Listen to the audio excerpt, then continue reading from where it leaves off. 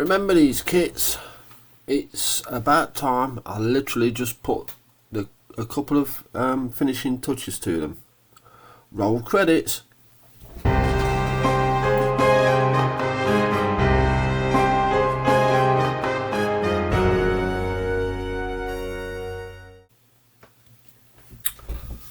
So if you remember, I was building this along with an Airfix Opel Blitz truck and a Pack 40 gun,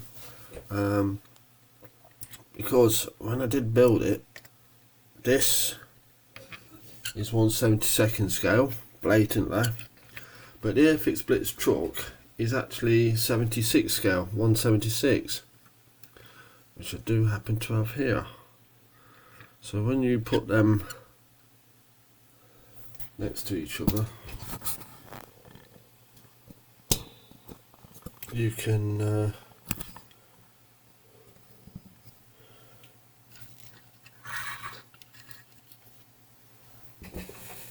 see how meaty the 76 this one looks compared to the Airfix one. It's longer, fatter and wider, which is a bit of a shame, because I did sort of want to use them as a sort of set dressing on for taking pictures. There's also this little schwimmwagen. At the same time as that, I was building another one, which I've put out of frame. I was building this one. This is a hasegawa one. Slightly different from the Academy one there.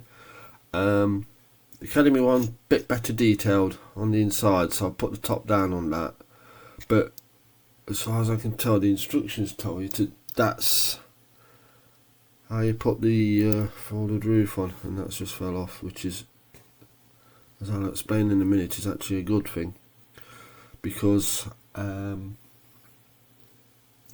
this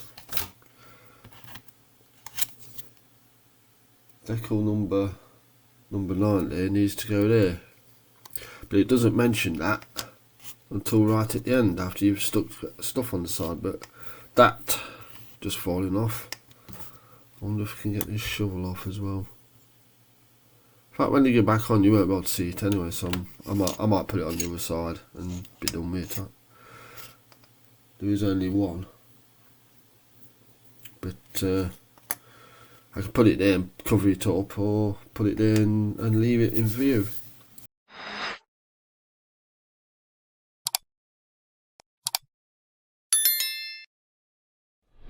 You can't read it anyway.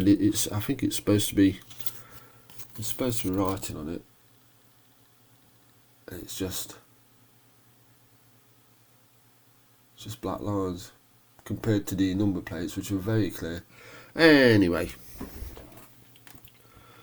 so I've got these finally sorted out, which is nice. And like I say, what I'm going to do is maybe make some sort of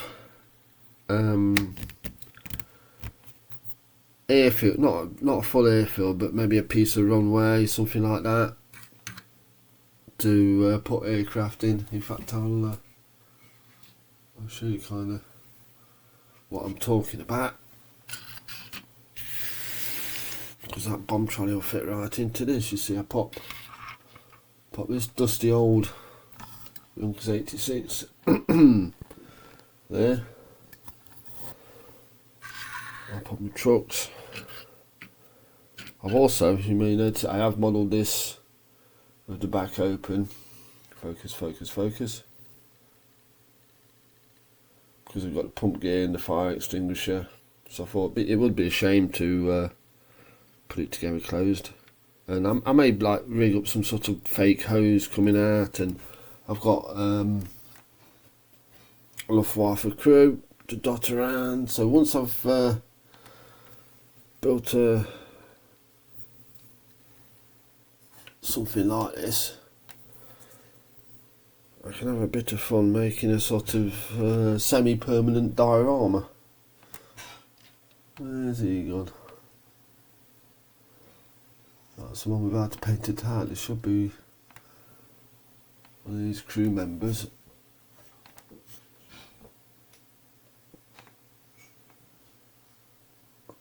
I've had one of my cats jump on this second shelf and stuff went everywhere when she jumped off.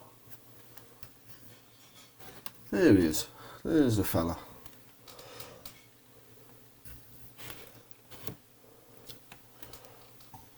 There we go, we'll have to see. But yeah, you can. I'll put that there. Although what a schwimmwagen would be doing around an airfield, I do not know. Bomb trolley, obviously, can find the place, and I made myself a little bomb and the bomb trolley. That is one of the slightly changed bomb trolleys off the old Sterling kit, which I shortened. That is a bomb off a Stuka. So you got that there, you got that there. I did used to have it being towed by this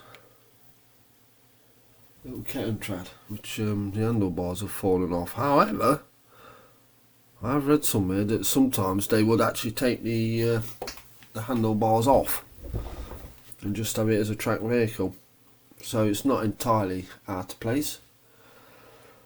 And that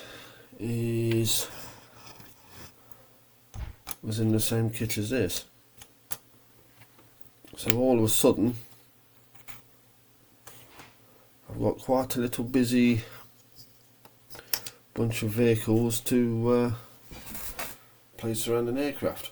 And the reason is I've got all the Airfix RAF vehicles, the old set from the recovery vehicle, and the new bomber supply kits, or box set with all the vehicles and what have you in that. I thought it'd be maybe I should sort of do something similar for the German side. I've picked up this. I don't know if you can see that.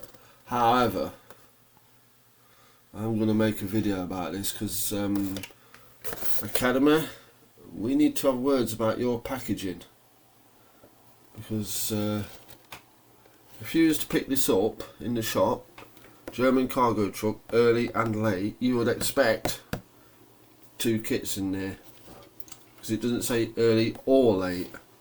And there's pictures of both vehicles, much the same as was in the packaging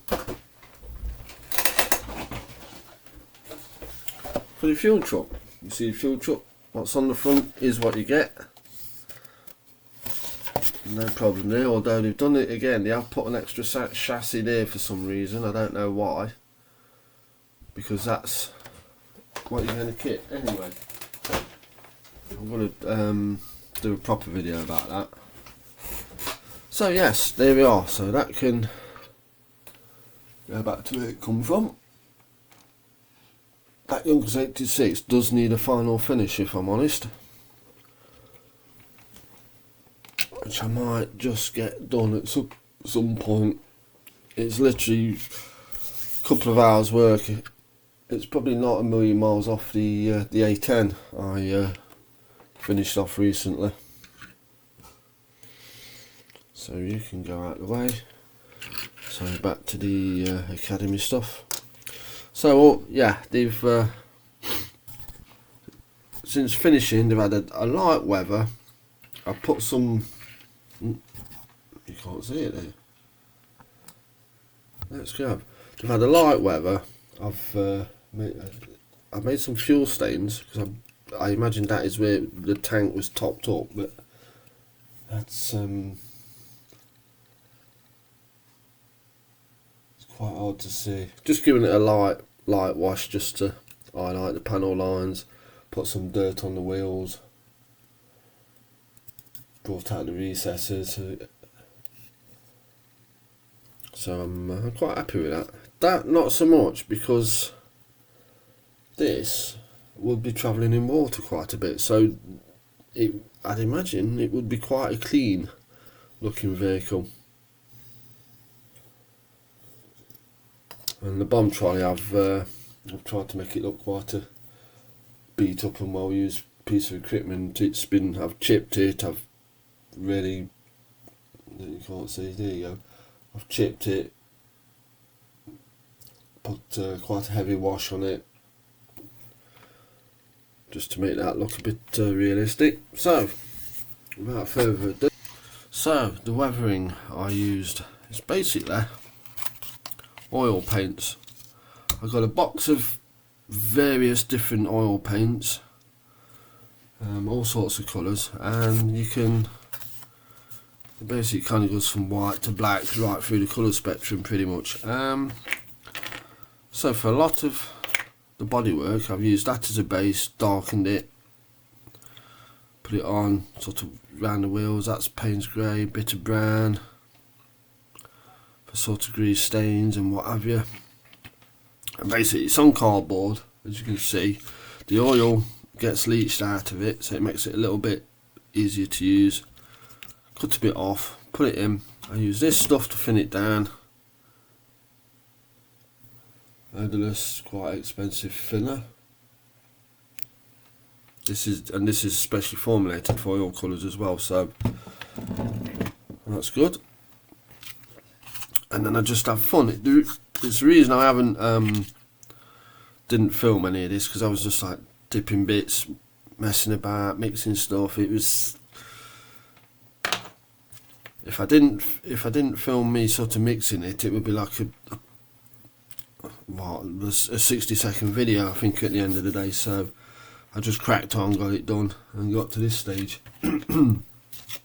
So where are you all? Let's get these number plates on.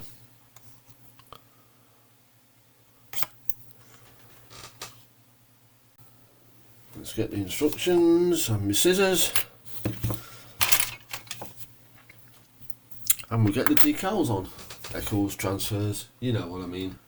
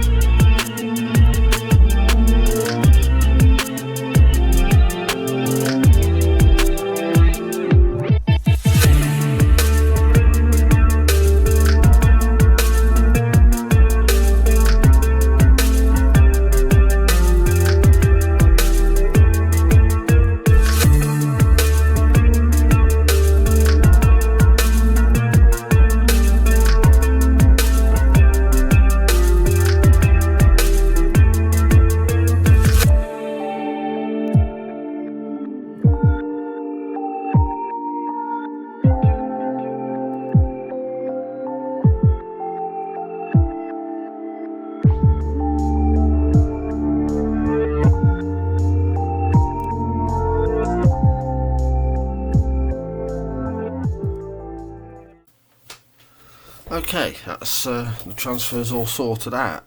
I've been using the normal setting solution on these. As you can see, this number plate is not playing ball at all, and the carrier film is absolutely massive.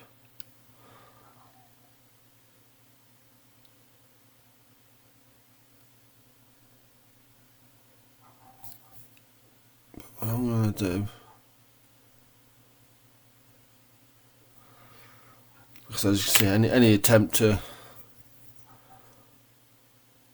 that's about, just moves it all over because it hasn't stuck to the where it's going. And it is sort of, it should be a semi-gloss because I glossed it up for the weathering, so it should stick. But what I'll do, I'll let that go off and then I'll hit it with some stronger solution, get rid of this, get this carrier film sorted out. The same on this, and that's oops, you can't see it there, can you? Come on, baby, come on. There we go. You can see that's been that's not even straight or anything. So let's put that where it looks nice.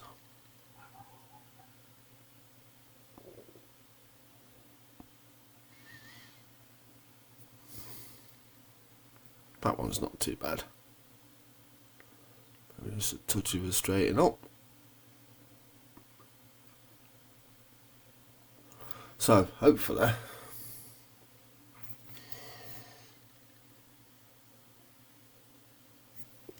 tomorrow these will have these number plates will have stuck on properly, and I can give them a little bit more manipulation.